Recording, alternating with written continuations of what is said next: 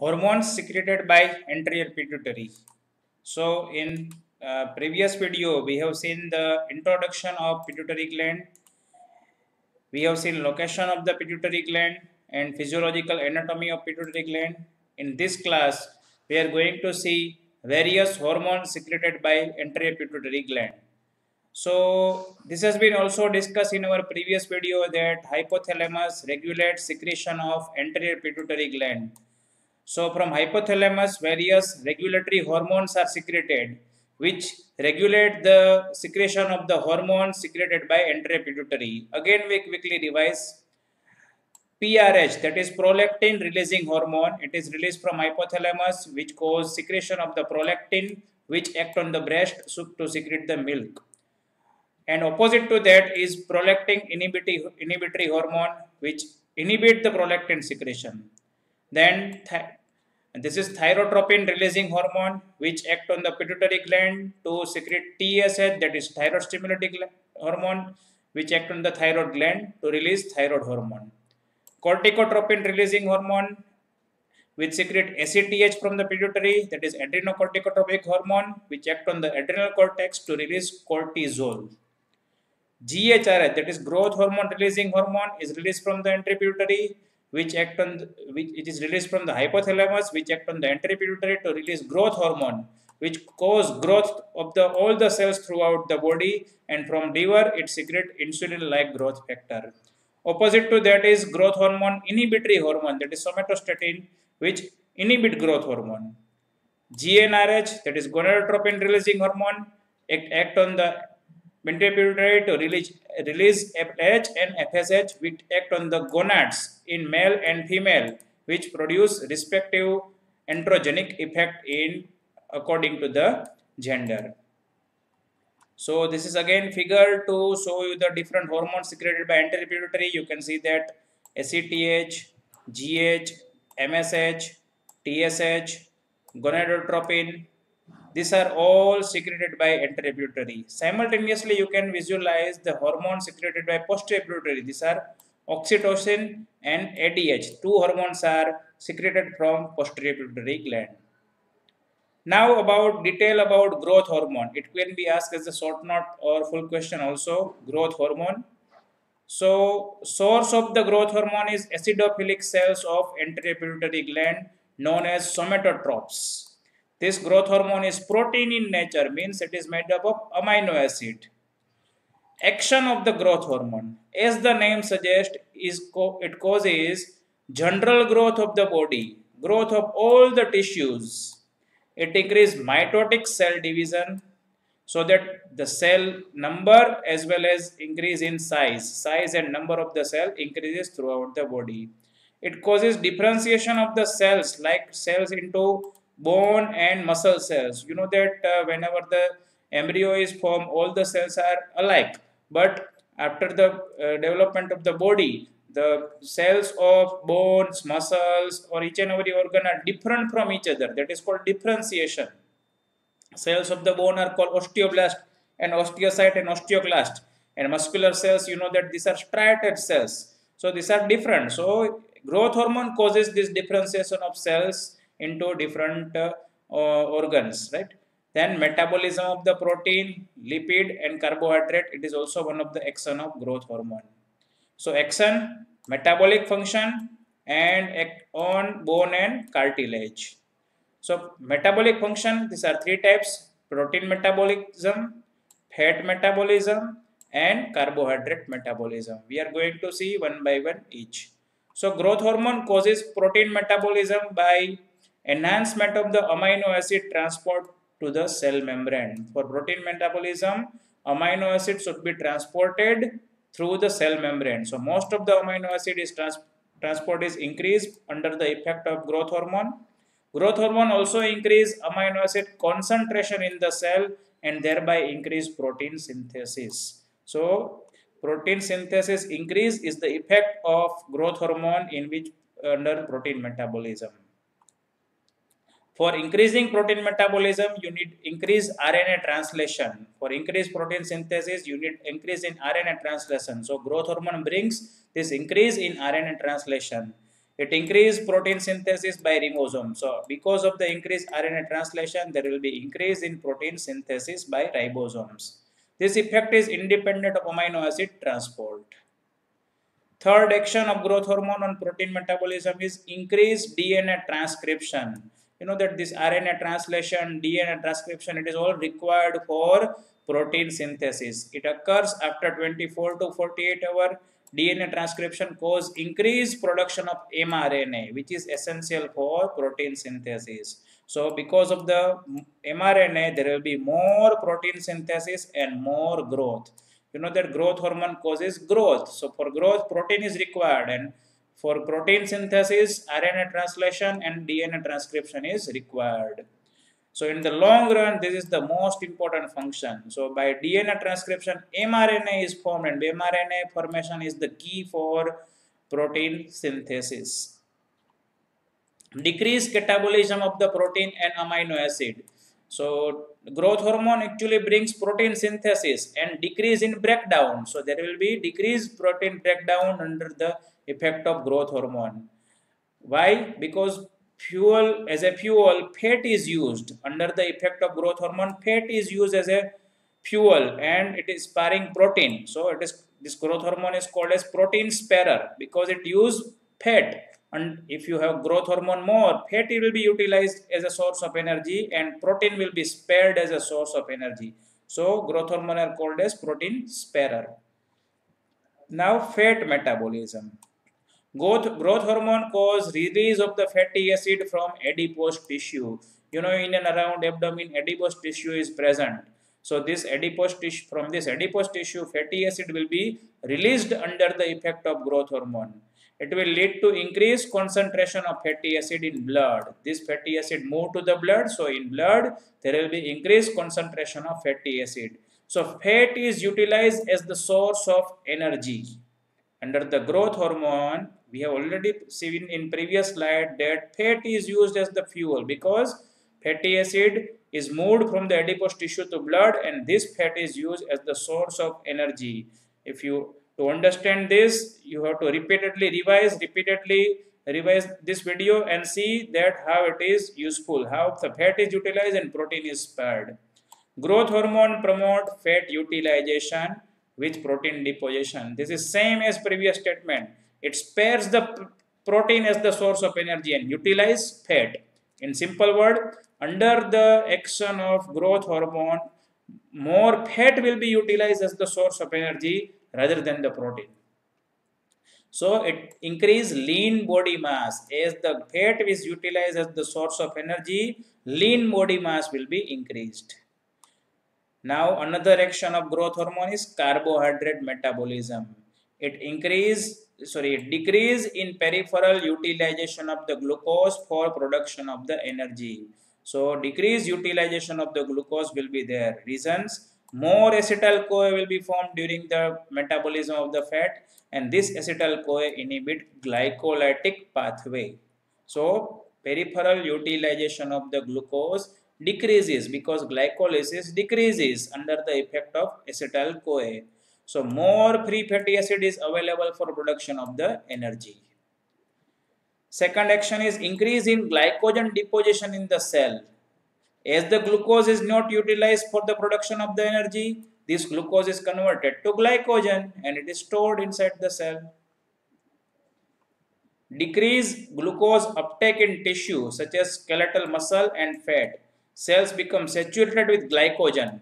Glucose is converted to glycogen that we have seen in previous slide. So cells become saturated with glycogen under the action of the growth hormone. So no more glucose can enter inside the cell because the cell is occupied with the glycogen. So there will be decreased glucose uptake in tissue and glucose will remain in the blood. So there will be increased blood glucose level and this condition is known as pituitary diabetes. Under the effect of anterior pituitary gland, if there is more growth hormone secretion, there will be decreased utilization of the glucose and this condition is known as pituitary diabetes. So this is a diabetogenic effect of growth hormone summarized as flow chart. If there is excessive secretion of the growth hormone, there will be increased blood glucose level. and continuous stimulation of the beta cell. As you know that when the blood glucose level increases, more and more insulin will be secreted by the beta cells of the pancreas, and beta cell will be stimulated more and more, plus direct stimulation of the growth hormone. So once the time will come that beta cell will burn out, beta cell will be born out of the source of the insulin, and there will be some limit of the beta cell up to which it can secrete insulin. If there is more stimulation of or continuous stimulation of the beta cell, a time will come that beta cell will burn out and there will be no secretion of the insulin. That is, it will lead to deficiency of insulin, and there will be true or full-blown diabetes mellitus under the effect of this increased secretion of the growth hormone. Effect on bone and cartilage growth. As the name is growth hormone, it increases the growth of the skeletal framework. Bone increase both in length and thickness. So why? It is because there will be increased protein synthesis in the bone. Why there is increase in length and thickness? And because growth hormone will lead to increased protein synthesis in the bone, multiplication of the osteogenic and chondrogenic cells.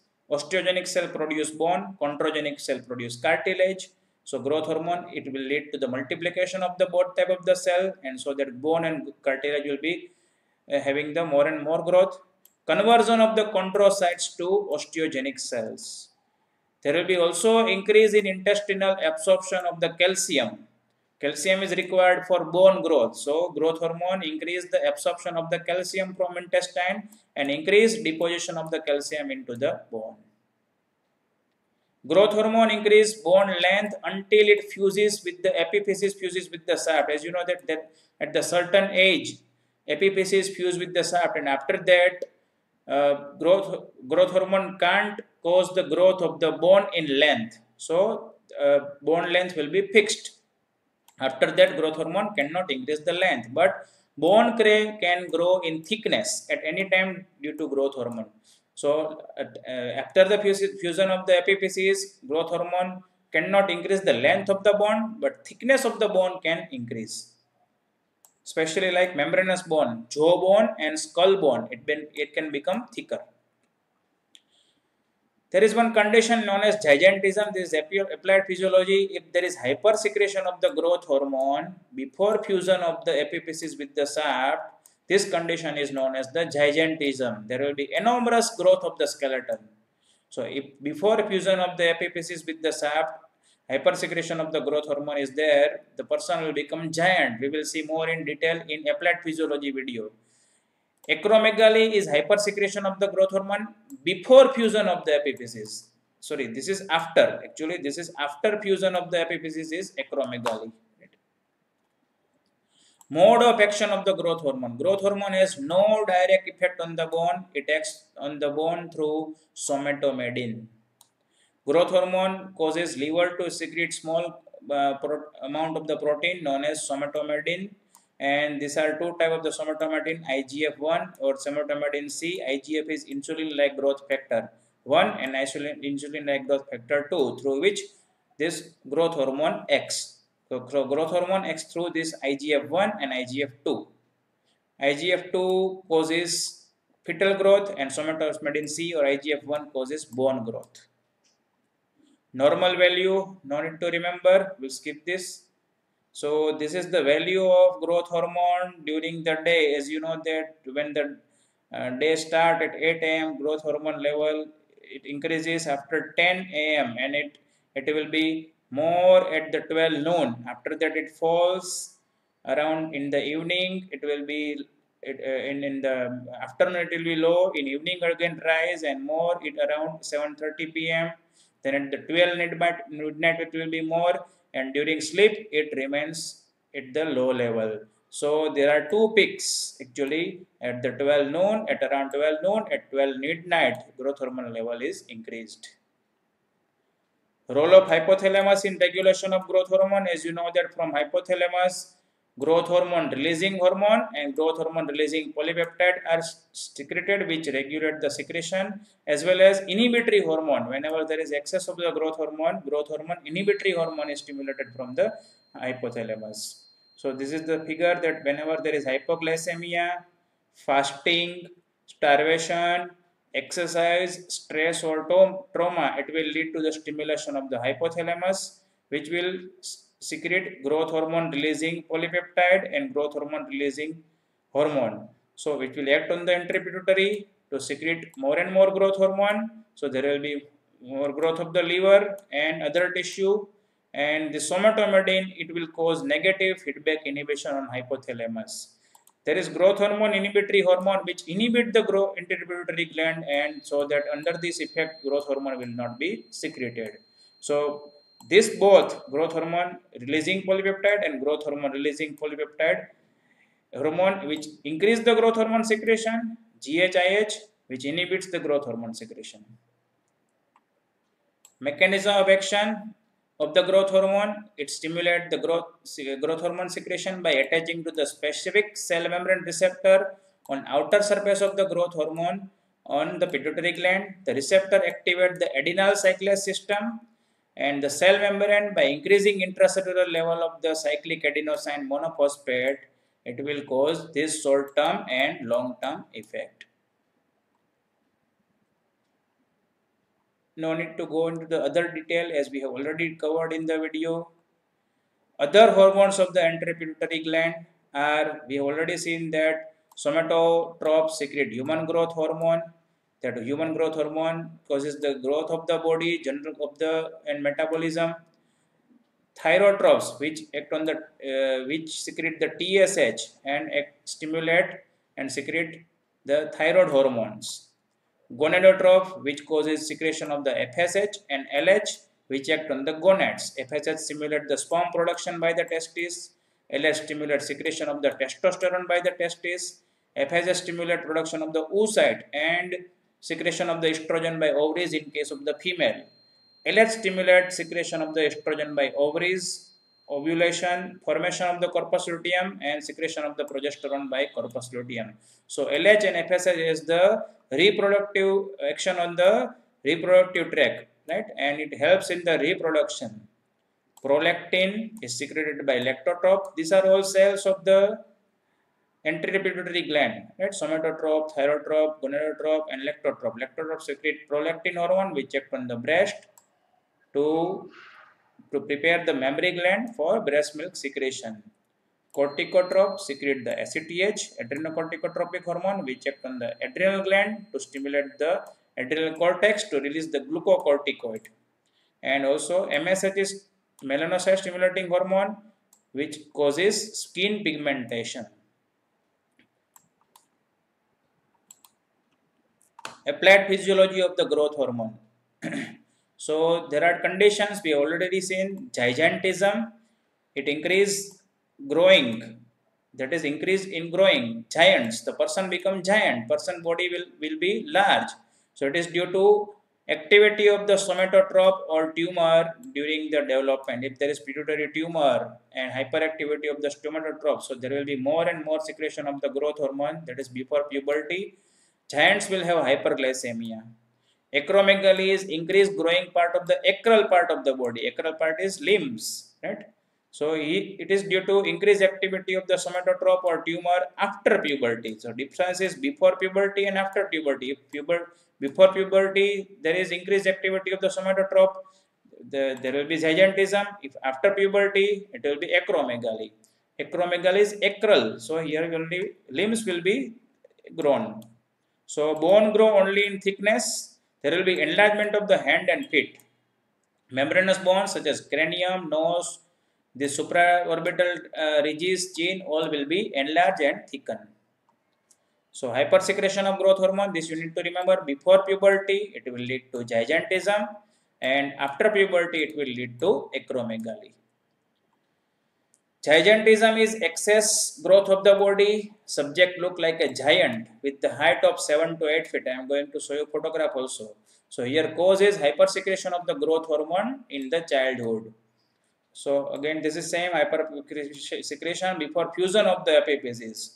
Cause is tumor of the acidophil cells of the anteropituitary gland. Signs and symptoms of gigantism, person will be having the huge stature, huge height. Height will be more than 7 to 8 feet. Limbs are disproportionately long. Giants are also having hyperglycemia, glycosuria, and pituitary diabetes. They may have also visual disturbances. So you can see that gigantism, giant person, growth hormone excess, if it is in childhood, leads to gigantism. Again, photograph of the giants, you can see more height as compared to normal person. You can see this feet is also thickened, hand is thickened and enlarged as compared to normal person. Acromegaly is enlargement, thickening and broadening of the bones, particularly of the extremities. Here, hypersecretion of the growth hormone after fusion of the epiphysis with the shaft. So, causes again tumor of the acidophil cells of the pituitary gland. Signs and symptoms, facial features. Here there will be protrusion of the supraorbital ridge. It will be protruding out. We will see the photograph also. Thickening of the lips. Thickening and wrinkling formation over the forehead. Protrusion of the lower jaw, that is also known as prognathism. The facial features are known as acromegalic faces or gorilla-like faces. Right? We will see the photograph. This is, you can see thickening of the lips. The supraorbital ridges are also thickened. This lower jaw is protruded. There is wrinkle formation. You can see here over wrinkle formation. Again, this is second photograph. You can see acromegaly, prognathism, protrusion of the jaw, thickening of the lips. So these are all features of acromegaly. Then acral enlargement. Second feature of acromegaly is enlargement of the hand and feet. As you know that after this occurs after fusion of the epiphysis, so length does not increase, but the thickness increases. Frequent change of the shoes because of the frequent change of the size of the feet. Bowing of the spine, that is known as kyphosis. Then bulldog scalp. Scalp is thickened and thrown into fold and wrinkles. All the visceral organ, lungs, thymus, heart, liver, spleen, all are enlarged.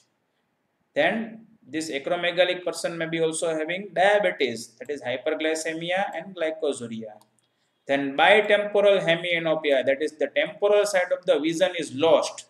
Only temporal side of both side vision is lost, that is called bitemporal hemianopia, because tumor compress the optic chiasma. Here you know that causes tumor of the pituitary gland. So just below pituitary gland there will be optic chiasma. So it is compressed, lying beneath the cilia turcica. So this photograph we have already seen. This is also again presentation of acromegaly. So in acromegaly, you can see in this picture what are the features: headache, supraorbital bulging, coarse facial features, thyroid gland enlargement, cardiomegaly. We have seen that visceral organs are enlarged. So cardiomegaly, hepatomegaly, nephromegaly, enlarged hand. There can be, because of the enlargement, carpal tunnel syndrome. Carpal tunnel syndrome is what? It is pressure over the median nerve because of the enlargement of the hands. Galactorrhea, that is secretion of the milk from the breast, increased perspiration, hypertension, splenomegaly, skin tags, enlarged nose, enlarged tongue, osteoarthritis, enlarged feet, all are features of acromegaly. One condition is acromegalic gigantism, that is if the growth hormone secretion is more both before fusion of the epiphysis and after fusion of the epiphysis. So this condition person will be having the features of both acromegaly and gigantism, that is known as acromegalic gigantism. Then one disease is Cushing's disease.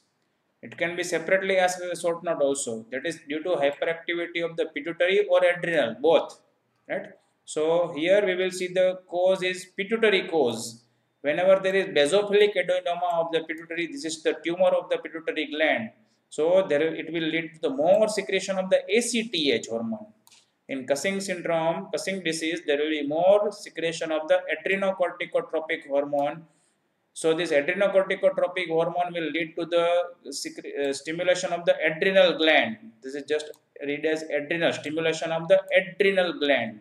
So there will be increased release of the cortisol. Again I repeat, in Cushing's disease there will be basophilic adenoma of the pituitary gland. Due to that, there will be more secretion of the ACTH, which will stimulate adrenal gland, and there will be release of the cortisol from the adrenal gland. So whenever there is pituitary cause, it is known as Cushing's disease. Right? If there is adrenal cause, the cause lying in adrenal, it is called as Cushing's syndrome. Disorder of the hyposecretion of the intrapituitary hormone. These are panhypopituitarism, that is decreased secretion of all the pituitary intrapituitary hormone. It is called panhypopituitarism. It may be congenital, or may be due to suddenly or slowly at the time of during life. It may be also resulting from the pituitary tumor which destroy the pituitary gland. One condition is dwarfism disorder, that is disorder of the children characterized by stunted growth. Here the height of the child remains less. This child is known as dwarf.